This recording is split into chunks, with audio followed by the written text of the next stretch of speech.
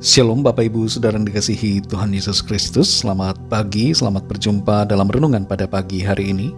Doa dan harapan saya saudara semua ada dalam keadaan yang baik, sehat, penuh sukacita, dan berlimpah berkat Tuhan.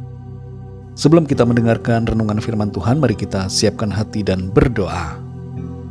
Bapa kami yang di surga, Bapa dalam nama Tuhan Yesus Kristus, Tuhan yang selalu ada bersama beserta dengan kami. Saat ini kami datang kepadamu mengucap syukur karena segala berkat kemurahan Tuhan dalam kehidupan kami. Kami ada saat ini semua karena anugerah-Mu. Waktu yang Tuhan berikan kami mau pakai bagi hormat kemuliaan nama Tuhan. Saat ini kami mau mendengarkan sabda firman-Mu. Jamah hati kami Tuhan, agar kami mengerti dan taat melakukan kehendak-Mu. Dalam nama Tuhan Yesus kami berdoa. Haleluya, amin. Saudara dikasih Tuhan, pembacaan Alkitab kita pada saat ini terdapat dalam Hosea 4 ayat yang ke-6 bagian A. Tertulis demikian. Umatku binasa karena tidak mengenal Allah. Saudara dikasih Tuhan, pengenalan akan Tuhan merupakan faktor yang sangat penting di atas segalanya. Ingatlah bahwa hidup ini hanya sekali, dan sesudah itu kita akan dihakimi. Karena itu, jangan sampai kita salah dalam mengenal Allah. Jangan biarkan diri kita mengira sudah mengenal Allah yang benar, padahal ternyata Allah yang salah. Akibatnya fatal, karena dalam Hosea 4 ayat 6 ini, firman Tuhan berkata, umatku binasa karena tidak mengenal Allah. Jelas di sini disebutkan bahwa tidak mengenal Allah mengakibatkan kebinasaan. Maka dari itu saudara, penting agar kita sungguh-sungguh mengenal Allah. Ada banyak orang yang mengaku mengenal Allah, bahkan membela Allah. Tapi benarkah mereka mengenal Allah itu? Dan yang terpenting pertanyaan buat diri kita, apakah kita sudah mengenal Allah? Bagaimana caranya mengenal Allah itu? Dapatkah kita mengenalinya? Bukankah Allah, Tuhan itu terlalu tinggi, terlalu suci, terlalu kudus dan terlalu agung untuk kita kenali? Bukankah Allah itu tidak terjangkau oleh manusia? Dalam renungan kali ini kita akan belajar tentang 3 ciri orang yang mengenal Allah. Kalau ciri-ciri ini sudah ada pada kita, maka bersyukurlah karena kita tidak akan binasa, melainkan memperoleh keselamatan dan kehidupan yang kekal. Ciri yang pertama dari orang yang mengenal Allah adalah ia mengenal Tuhan Yesus. Mengenal Tuhan Yesus berarti mengenal Allah, sebab Tuhan Yesus adalah Allah. Dalam Yohanes 14 ayat yang ke-7, Tuhan Yesus berkata, sekiranya kamu mengenal aku, pasti kamu juga mengenal Bapa-Ku. Sekarang ini kamu mengenal Dia dan telah melihat Dia. Satu hal yang dilakukan oleh Allah adalah Allah yang transenden, yang tidak terjangkau oleh pikiran manusia, yang tidak terbatas, menjadikan dirinya sebagai Allah yang imanen, yang terjangkau oleh pikiran kita, yang terbatas dalam keadaan manusia, sehingga kita dapat mengenalinya dengan lebih jelas. Itulah yang dikerjakan oleh Allah melalui kedatangannya sebagai manusia, supaya kita dapat menjangkau dan mengenalinya. Wujud dari mengenal Allah adalah mengenal Tuhan Yesus. Dan wujud dari mengenal Tuhan Yesus adalah kita percaya kepadanya. Ciri yang kedua dari orang yang mengenal Allah adalah ia melakukan kehendak Allah. Orang yang mengenal Allah pasti melakukan kehendak Allah. Dalam 1 Petrus 4 ayat yang ke-3 tertulis, sebab telah cukup banyak waktu kamu pergunakan untuk melakukan kehendak orang-orang yang tidak mengenal Allah. Kamu telah hidup dalam rupa-rupa hawa nafsu, keinginan, kemabukan, pesta pora, perjamuan minum, dan penyembahan berhala yang terlarang. Di sini jelas bahwa orang yang tidak mengenal Allah hidup menuruti keinginan dosa dan hawa nafsunya sendiri. Tapi sebaliknya orang yang mengenal Allah hidupnya adalah untuk melakukan kehendak Allah. Ciri yang ketiga dari orang yang mengenal Allah adalah ia hidup dalam kasih.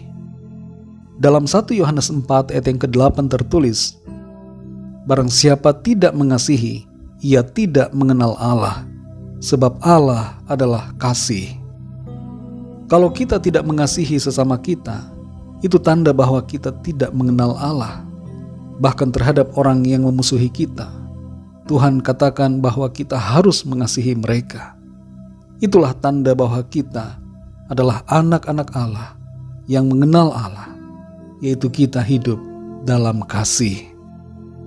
Saudara dikasih Tuhan, mari kita sungguh-sungguh hidup mengenal Allah, mengenal Tuhan Sang Pencipta dunia ini, yang telah menciptakan seluruh alam semesta. Semakin hari kita belajar untuk mengenal Dia lebih lagi.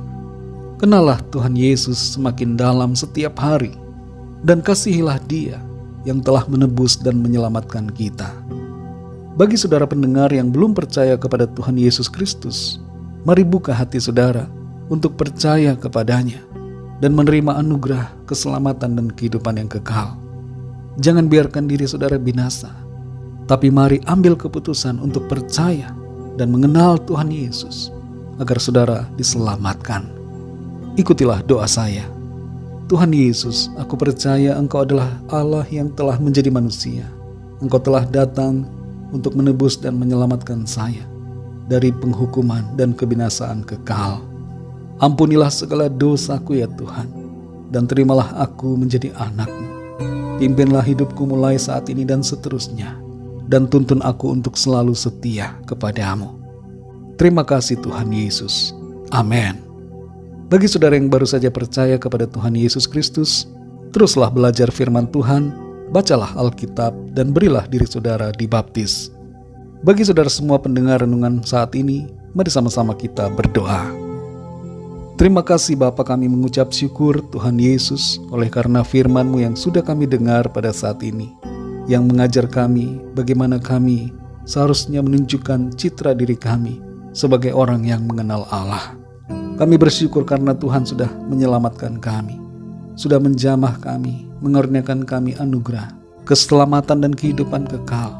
Kami bersyukur kami sudah dijamah Tuhan untuk percaya kepadamu. Tolong kami Tuhan supaya kami selalu hidup taat melakukan kehendak-Mu dan hidup dalam kasih, mengasihi sesama kami sebagaimana Tuhan telah mengasihi kami. Pimpin kami selalu ya Roh Kudus, supaya kehidupan kami ini menyenangkan Tuhan, dan kami menjadi saksi-saksi-Mu dimanapun kami berada, sehingga orang-orang mengenal Engkau lewat kehidupan kami. Berkati kami Tuhan di sepanjang hari ini, pimpin dan sertai kami dalam segala aktivitas kami. Kami berdoa mohon lawatan Tuhan, agar Tuhan menjamah yang sakit, menyembuhkan dan menyempurnakan tubuh kami yang lemah, dan memberikan kami kekuatan baru, kesehatan yang sempurna. Bagi yang sedang dalam pergumulan persoalan, kami berdoa agar Tuhan memberikan jalan keluar dan kekuatan untuk melewati semuanya. Terima kasih Tuhan, kami serahkan semuanya ke dalam tangan kasih-Mu. Dalam nama Tuhan Yesus Kristus, Tuhan dan Juru Selamat kami sudah berdoa dan mengucap syukur. Haleluya. Mari sama-sama kita berdoa doa Bapa kami. Bapa kami yang di sorga, dikuduskanlah nama-Mu, datanglah kerajaan-Mu, jadilah kehendak-Mu di bumi seperti di sorga. Berikanlah kami pada hari ini makanan kami yang secukupnya, dan ampunilah kami akan kesalahan kami, seperti kami juga mengampuni orang yang bersalah kepada kami. Dan janganlah membawa kami ke dalam pencobaan, tetapi lepaskanlah kami daripada yang jahat, karena Engkaulah yang mempunyai kerajaan dan kuasa dan kemuliaan sampai selama-lamanya. Amin. Terimalah berkat Tuhan. Tuhan memberkati engkau dan melindungi engkau. Tuhan menyinari engkau dengan wajah-Nya dan memberikan kasih karunia. Tuhan menghadapkan wajah-Nya kepadamu dan memberikan damai sejahtera. Berkat anugerah dari Bapa Surgawi, cinta kasih karunia dari Tuhan Yesus Kristus, dalam persekutuan dan penghiburan Roh Kudus, menyertai kita semua sekarang ini dan sampai selama-lamanya. Dalam berkat nama Tuhan Yesus Kristus. Haleluya. Amin. Puji Tuhan, saudara yang dikasihi Tuhan, saya percaya firman Tuhan menjadi berkat dan kekuatan buat saudara semua. dan Roh Kudus akan menolong saudara untuk lebih lagi memahami kebenaran firman Tuhan. Tuhan Yesus memberkati saudara semua. Sampai jumpa dalam renungan yang berikutnya. Haleluya!